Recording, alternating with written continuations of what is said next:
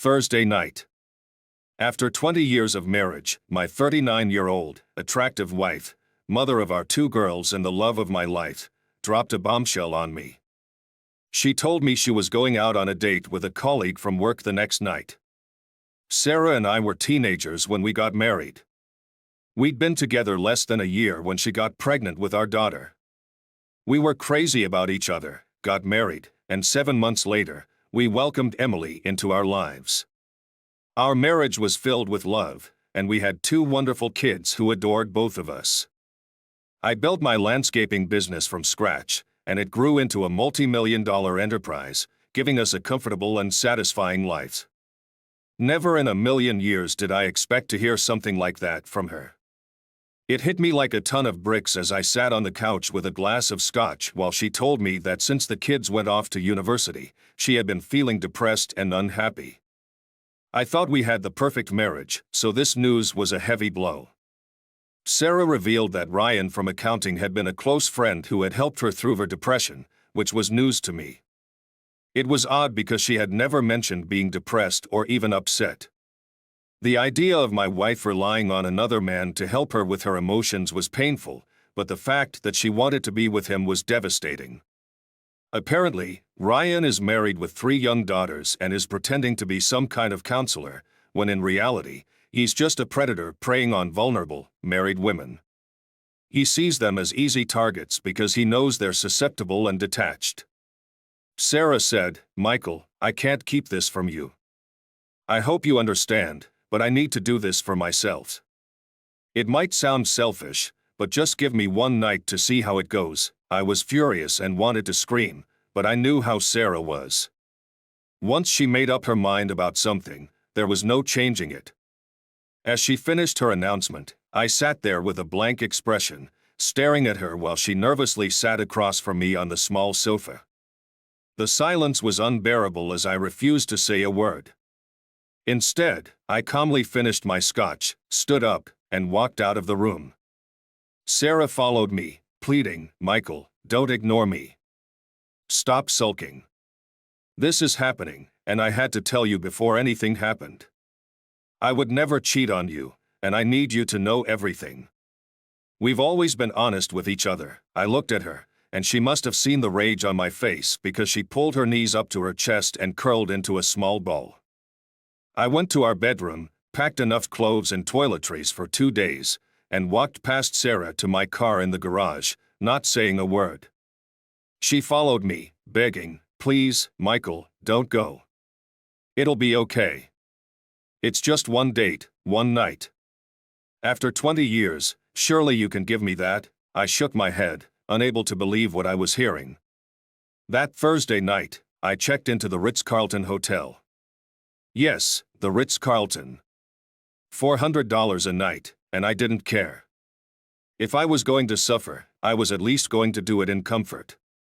The calls and texts from Sarah started right away, but I sent one response and then blocked her number.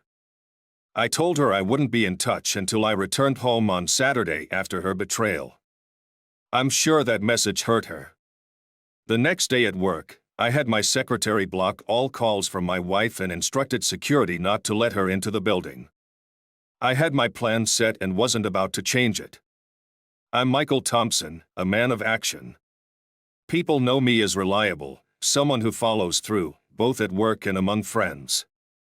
At home, I was the easygoing, accommodating guy who kept my macho side in check. It worked for 20 years, but I realize now I should have been more assertive and less complacent. But I loved my wife and treated her like a queen.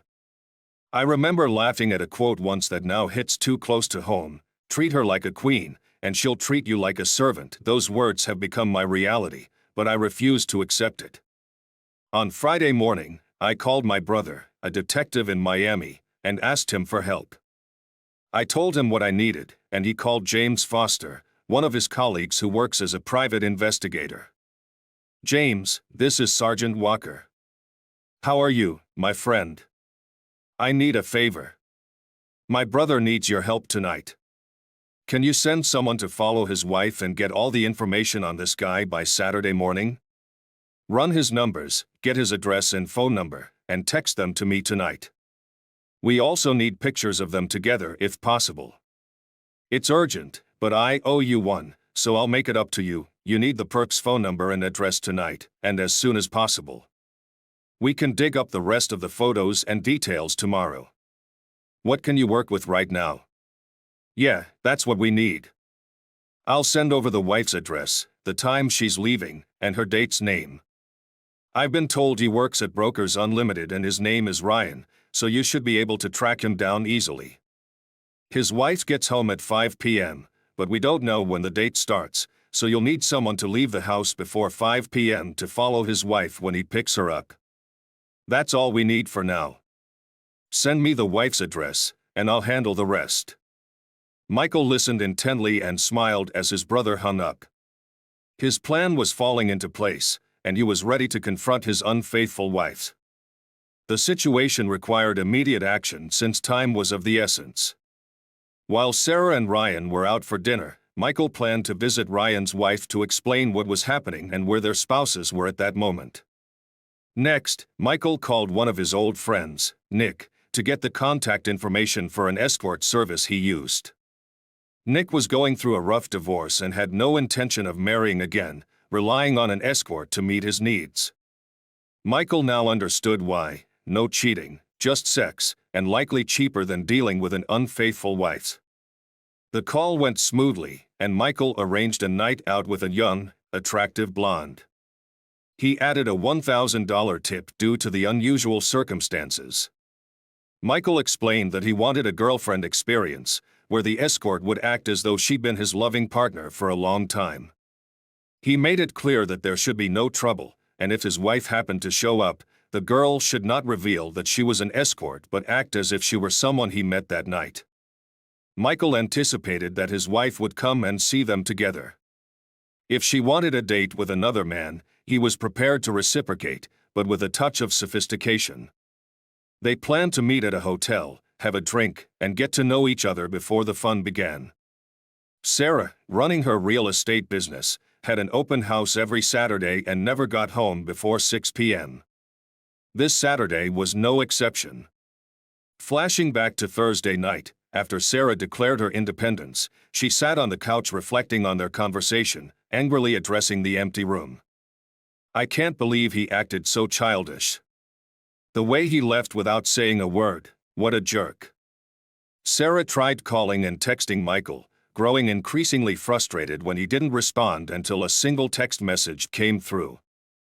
That message, mentioning betrayal, made her cringe and reconsider her plans. She had viewed the date as just a fun night out, not cheating, and pushed thoughts of betrayal aside. She thought to herself, it's just one fun night. Michael will get over it, and we'll be back to normal. He's overreacting, but he'll forgive me, and I'll make it up to him tomorrow night. He can't say no to me, and I know exactly how to make it right. Friday night, Sarah returned to an empty house and reconsidered her plans. Should she go out with Ryan or cancel and ask Michael to come back? Eager for a fun evening, she decided to go ahead with her plans.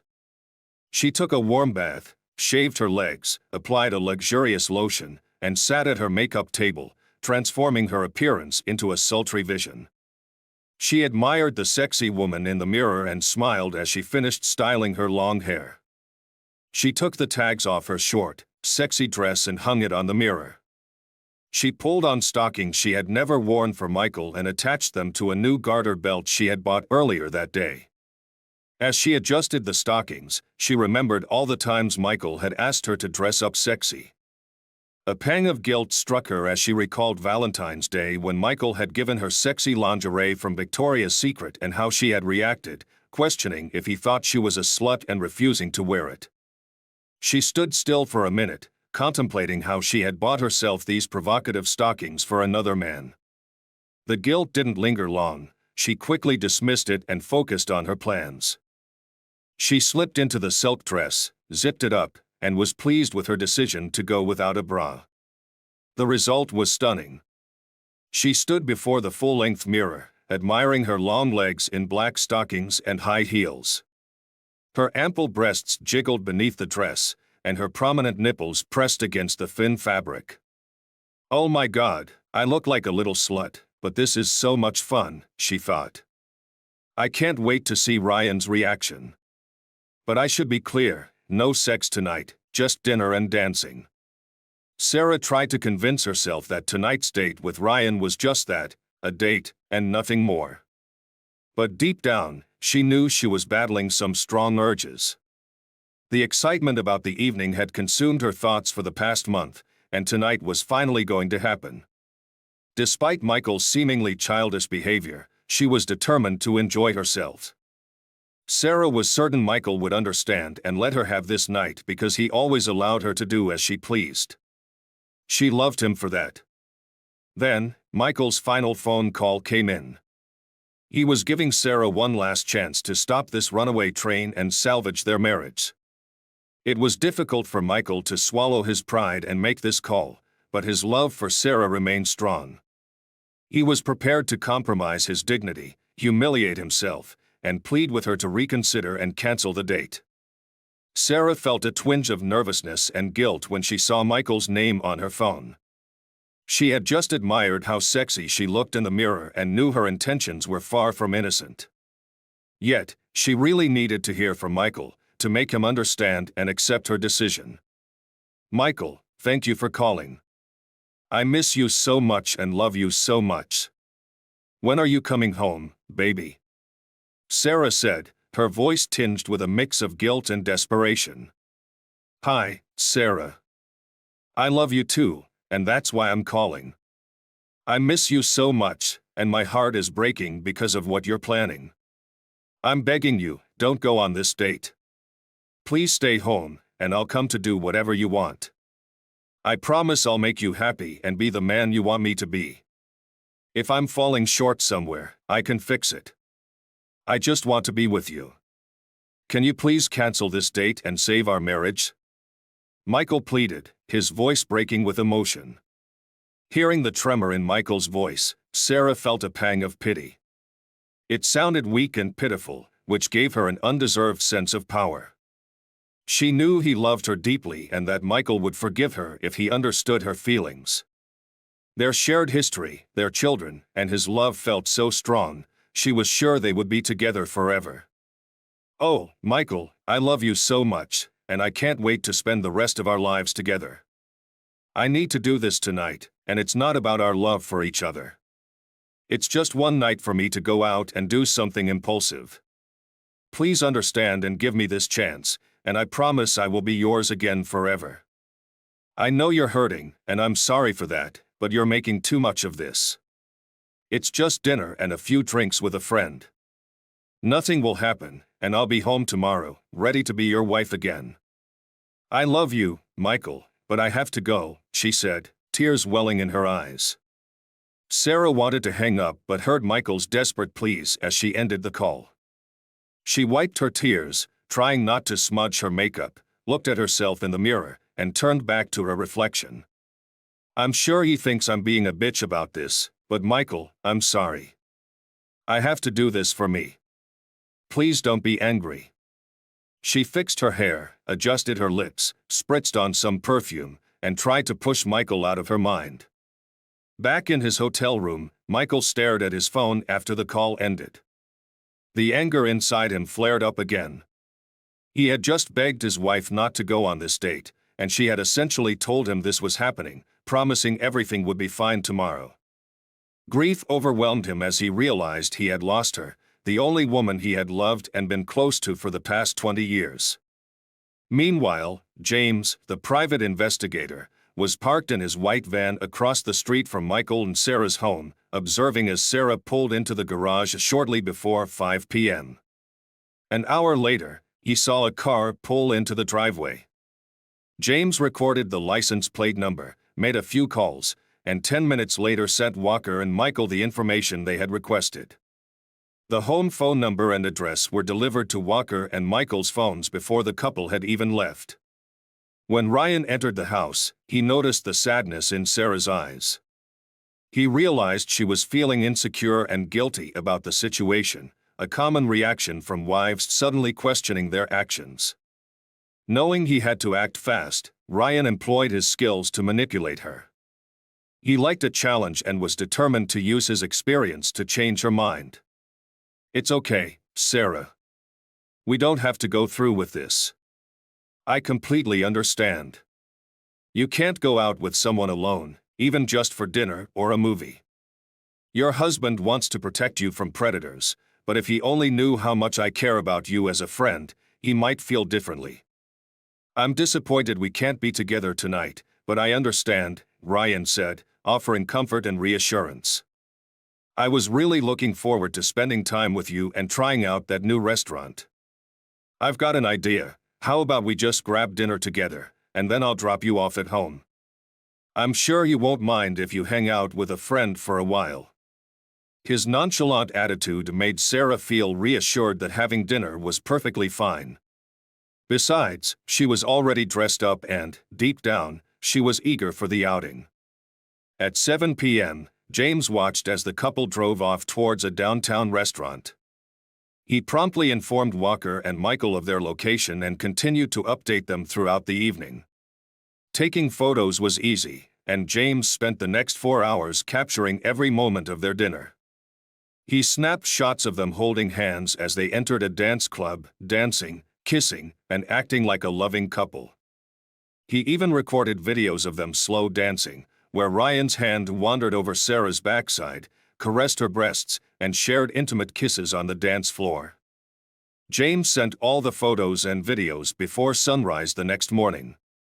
At exactly 8 p.m., Michael made the call to Sarah's father, David. They had been close friends and golf buddies for years. Michael broke the bad news with a heavy heart. "Hi, David, it's Michael." "Hi, Michael.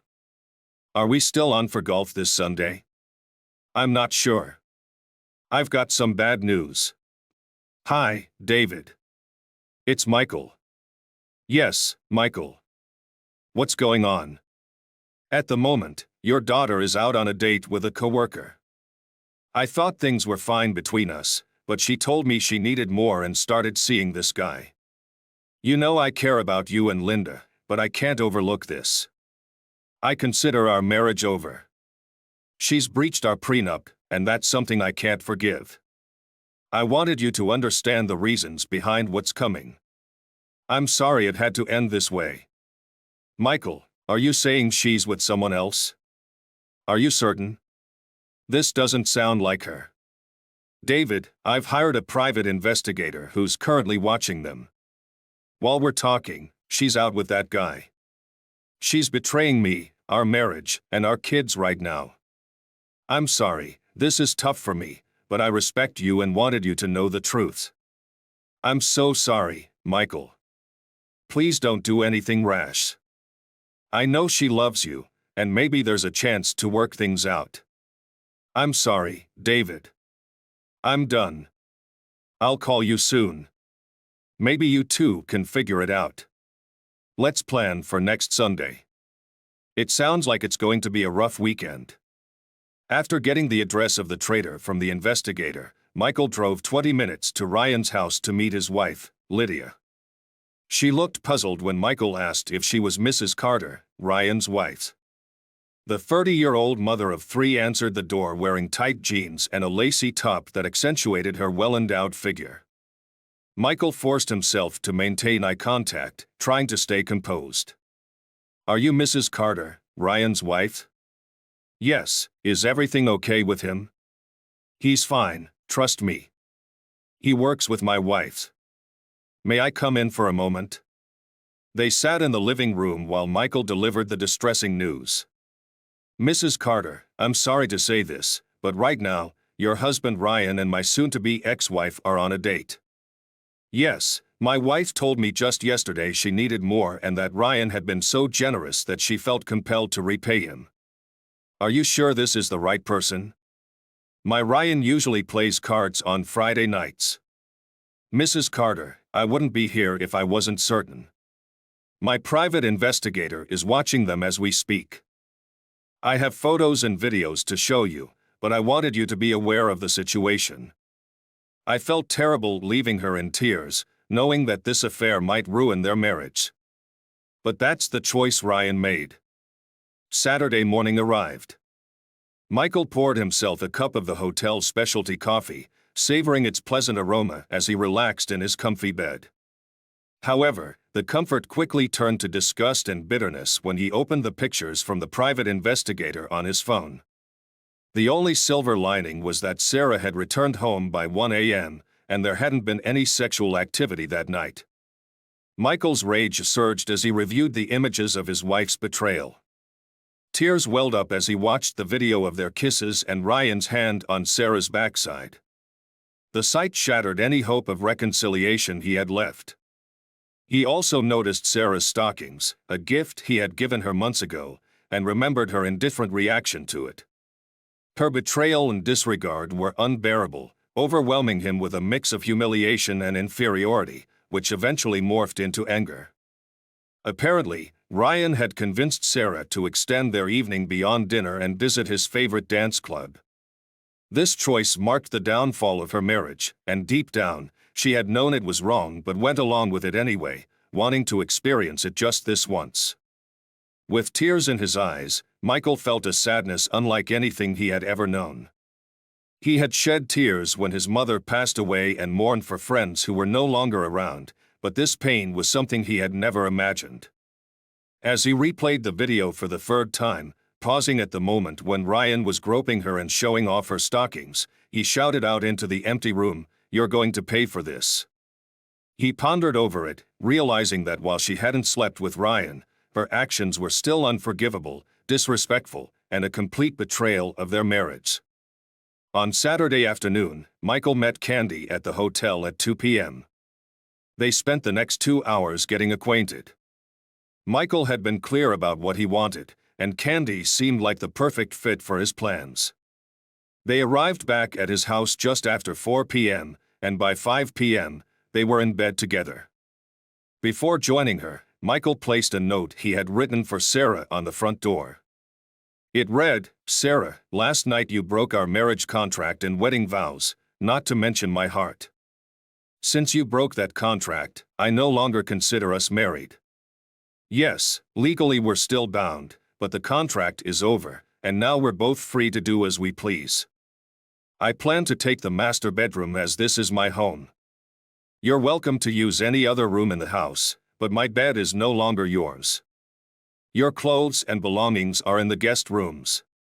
Please respect my personal space. You got your freedom, and now I have mine. I hope you're happy with your decision and your new life. Love, your ex-husband Michael." He removed his wedding ring and placed it on top of the letter, then took one of his collector knives and cut through the ring and the letter before stabbing the knife into the wooden door. It was the first thing Sarah would see when she got home that evening, at 6:10 p.m. When Sarah returned from work, she was unsettled by the sight of the knife in the door. It was a chilling image that would give anyone the creeps. She cautiously approached the door, scanning for anything else out of place. As she drew closer, she saw the note addressed to her, accompanied by Michael's engagement ring. Her heart raced, and tears streamed down her face as she read the letter. Clutching the ring and letter, she rushed into the house, desperately calling for Michael, her sobs echoing through the darkened hallway. The house was eerily quiet, except for some muffled noises coming from the bedroom. She ascended the stairs, listening at the door for sounds of activity.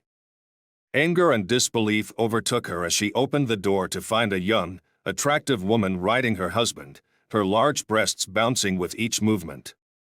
In stunned silence, Sarah watched the scene unfold. Furious, she screamed at her husband, "How could you, you bastard?" Then she fled the house, tears and rage driving her to her car. She sped over to her sister Lisa's house. Once there, after she had calmed down a bit, she recounted everything to Lisa, how she had caught her husband in bed with another woman and had nowhere else to turn. Her sister tried to comfort her. "This isn't like Michael at all. Of all people, I never thought he'd cheat on you. He's always shown you so much love and respect, more than any other man I know. I was always envious of how he treated you. This isn't like him. Has anything else happened? What do you think caused this, Sarah?" Sobbing quietly, Sarah responded, I don't know. Maybe it's because I went out on a date last night. That's the only thing I can think of that might have set this off. You went on a date? With whom? Just a guy from work. It was nothing sexual, just dinner and a little dancing. Seriously? You went out with another man, had dinner, and danced, leaving your husband alone? Is that right? Well, yes, but you're making it sound worse than it was. Are you out of your mind? Do you really think Michael would be okay with you going out with someone else? I told him it was just a night out and nothing to do with sex, just some fun. Sarah, you've really messed up. You might have lost your husband and ruined your marriage due to your selfishness and stupidity. You can stay here tonight, but tomorrow you need to go back and try to fix things. I'll call him and ask if you can speak to him, but I can't promise it'll make any difference. Prepare yourself for the worst. I know if my husband were in Michael's shoes, he'd be furious, and Michael is even more determined than Tom. Sarah spent the night alone in Lisa's guest room, crying until early morning and barely sleeping. Lisa texted Michael, asking him to call her back as soon as possible. Michael had always liked Lisa, so he knew why she was reaching out and called her back. Hi, Lisa. How's it going? Hi, Michael. My sister is here, and she's told me everything about what happened at your house tonight. I don't blame you at all. I must say, you got your revenge pretty swiftly. Michael chuckled briefly. Yeah, you know me, Lisa. I don't put up with nonsense, I told Lisa firmly. I know, Michael. Look, I get that Sarah messed up, but she's a wreck right now. I can't just cast her aside like that. You two need to have a conversation tomorrow. I'm not sure if you're really going to kick her out, and honestly, I wouldn't blame you if you did. But if she hasn't slept with this guy yet, maybe you should consider working things out. Maybe some counseling or even shock therapy for her damaged brain might help. Either way, please let her come back and talk tomorrow. Lisa, of course she can come back. It's still her house, and I didn't kick her out. She just won't be sharing my bed while she's here. I'm no longer upset or angry. My anger has turned into deep resentment over her betrayal. I'll let her talk, but I can't make any promises about the future. Right now, I hate her as much as I once loved her. My emotions are controlled by pain, and it would take a miracle for me to want her back. You're the smartest one in the family, Lisa. I can't believe my sister thought you'd be okay with her dating someone else. What a fool. Be patient and remember that she loves you. I hope she didn't go too far with that idiot. Goodbye, Lisa. Let her come home when she's ready. Bye, Michael. You're my favorite son-in-law, you know that? I know I love you. Goodbye, Lisa. Sunday afternoon rolled around. I came back from the gym and saw Sarah's car parked in the driveway. She was sitting at the kitchen table, trying to put on a brave face. You know we're not getting a divorce, she said with a strained smile. We can work this out because we love each other. I stayed silent, picked up my coffee cup, and sat across from her. Sarah nervously fidgeted with her hands in her lap. After a few sips of coffee, I finally broke the silence. Sarah, I'm okay with whatever happens. Divorce or not, it doesn't matter to me anymore. You broke our prenup, so as far as I'm concerned, the marriage is over. I no longer see us as a couple, and you're free to be with whoever you want, just like I am. The only change is that you won't be sleeping in my bed, and we won't be sexually involved. That ended the night you went out with your date. Michael, he's not my boyfriend, and nothing happened. Sarah, you went out with a man who isn't your husband. You dressed provocatively, had dinner, held hands, let him touch you, kissed him, and spent time with him. To you, it might seem like nothing, but to me, it's everything. That's what ended our marriage. So, if you want no divorce, then fine, we won't get one. But don't expect me to be with you again. No, I don't want a divorce. Give us time, and I'll be back in your bed. So, are you done seeing that little slut you were with? I'm not putting up with this. I started laughing and said, now that's funny. You broke our prenup, not me. You ended our marriage the moment you agreed to go out with your date. You set me free the moment you left with him. I'm not stopping my time with Candy. She's young, sexy, fun, and a fantastic lover. Honestly, it's the best sex I've ever had. We did things you never offered me, and now I know what I was missing. Why would I give that up? If you don't know this already, Sarah, while you were out with your date, I paid a visit to his lovely wife, Lydia. Did you know they have 3 beautiful children? Never mind, I'm sure you didn't consider that while you were with your lover. Anyway, she told me something interesting about Mr. Nice Guy. You're the 3rd woman Lydia has caught him with in the past year. She also mentioned that Rebecca Martin from your office was the last woman he cheated with, which led to her divorce. Ryan has a long history, but Lydia says he's done. She believes that once a cheater, always a cheater. I think you're in that category now. I think you could have found a better lover to cheat with, but I wouldn't know. Sounds like you and Ryan managed to ruin 2 families with 5 kids. Great job. Sarah looked shocked as she processed the news. The realization that her lover was just another unfaithful man hit her hard.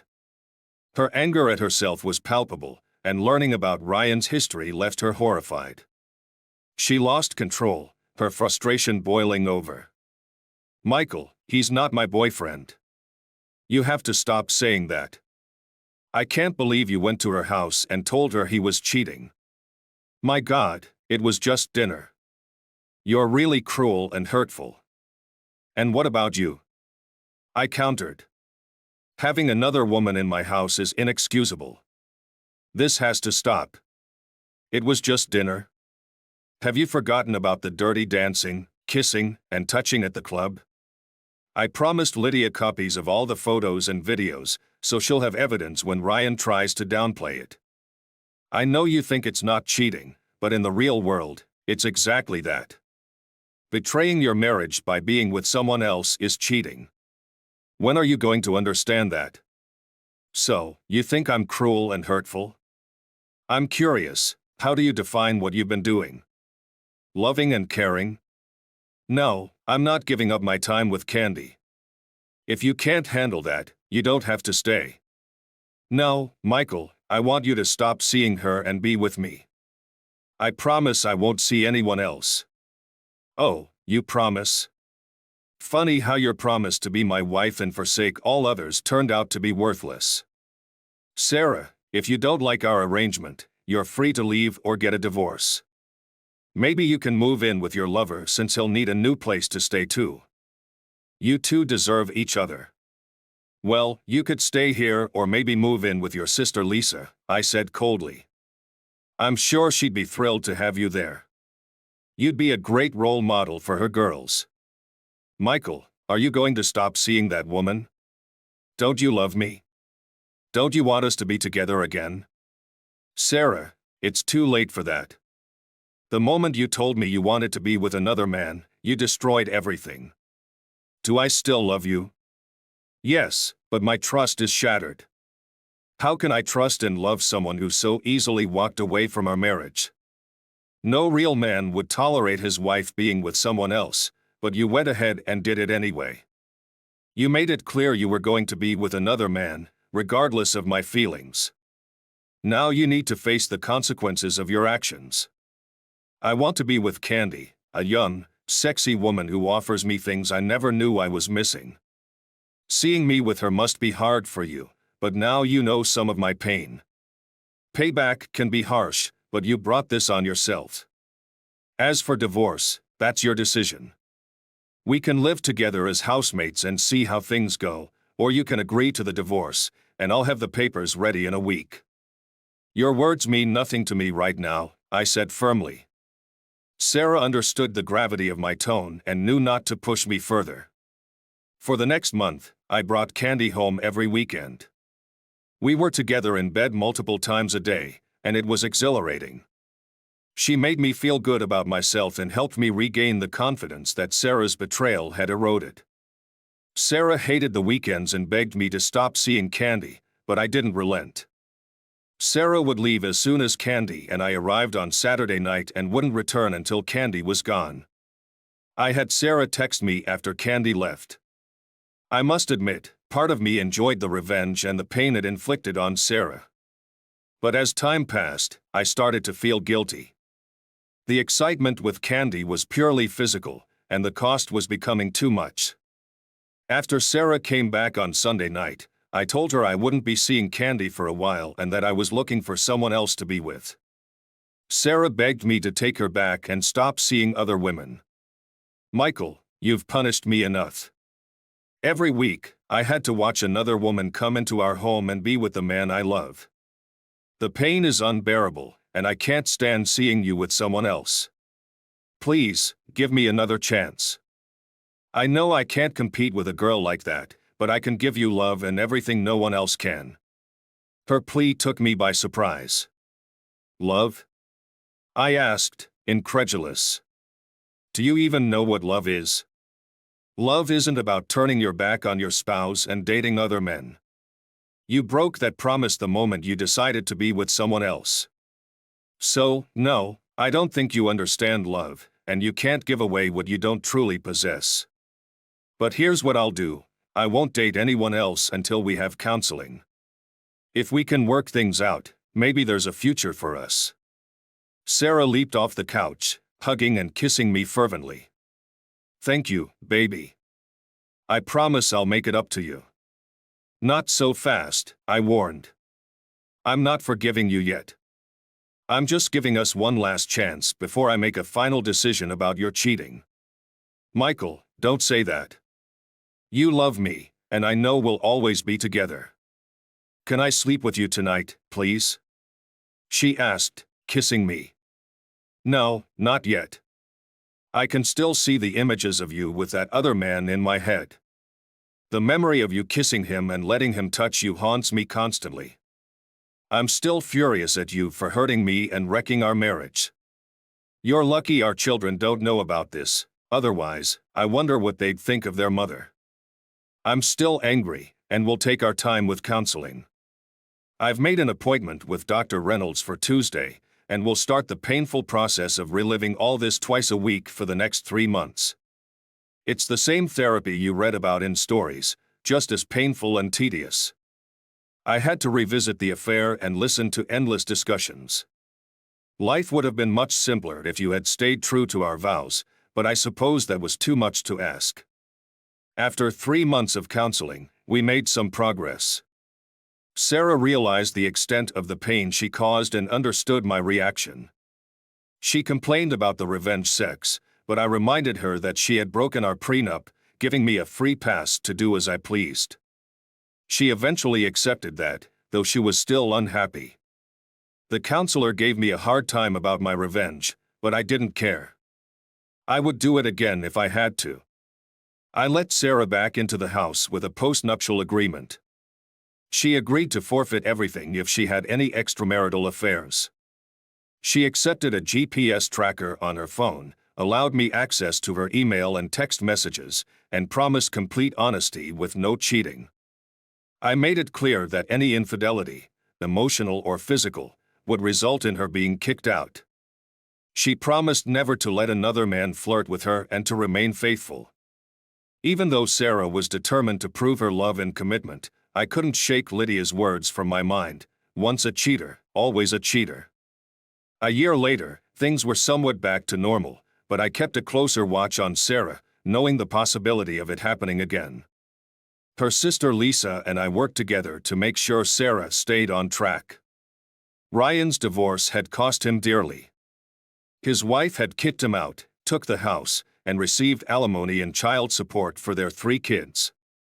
Ryan was now living in a small studio apartment, broke after paying for his infidelity. Ironically, he lost everything for a few dinners, dances, and kisses. What a fool. Sarah was mortified when she learned about Ryan's previous affairs and how he had caused Laura's divorce. She realized how close she came to ruining her life and family's love. Determined never to repeat her mistakes, she committed to proving her love to me and our children. Despite her efforts, the image of that young woman with her husband haunted her, and she vowed never to let him stray again. Ryan's story was a cautionary tale about the cost of infidelity. 2 years after his divorce from Laura, Eric, an unwilling cuckold, confronted Ryan outside a pub. Hours later, Ryan was found unconscious on the sidewalk, with broken arms, a broken rib, and punctured testicles. Time will tell if Ryan ever learns his lesson. As the saying goes, not one scar on my heart came from an enemy. They came from people who said they loved me.